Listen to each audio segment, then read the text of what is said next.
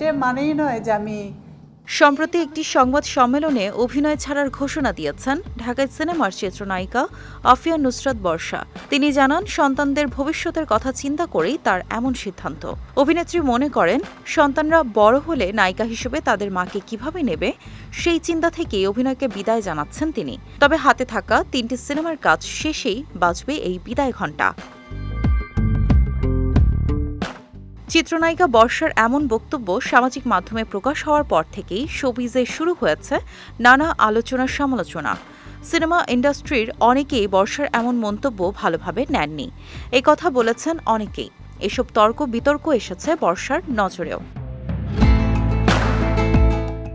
সম্প্রতি এক সাক্ষাৎকারে বর্ষা স্পষ্ট জানিয়েছেন, অভিনয় ছেড়ে দেওয়ার সিদ্ধান্ত একান্তই তার ব্যক্তিগত ব্যাপার, আর এটি নিয়ে অহেতুক বিতর্কের প্রয়োজন নেই। অভিনেত্রীর কথায়, সোশ্যাল মিডিয়ায় আসলে সবকিছু বলতে নেই। আমি যেটা বলেছিলাম সেটা একেবারে আমার ব্যক্তিগত চিন্তা এবং আমার মনের কথা। এটা আমার সিদ্ধান্ত। অথচ এ নিয়ে মানুষজন আলোচনা সমালোচনা শুরু করেছে। কোনো বিতর্কের সুযোগ নেই উল্লেখ করে বর্ষা আরও বলেন, আমি কি কাউকে অসম্মান করেছি এখানে? আমাদের মিডিয়াতে অনেক দম্পতি আছেন যারা একটা সময় অভিনয় ছেড়ে দিয়েছেন। মৌসুমী, ওমর সানি কিংবা নাইম শবনাজের মতো জুটির কথাই ধরুন। আমরা তাদের ভালোবাসি, তাদের চমৎকার সম্পর্কের প্রশংসা করি।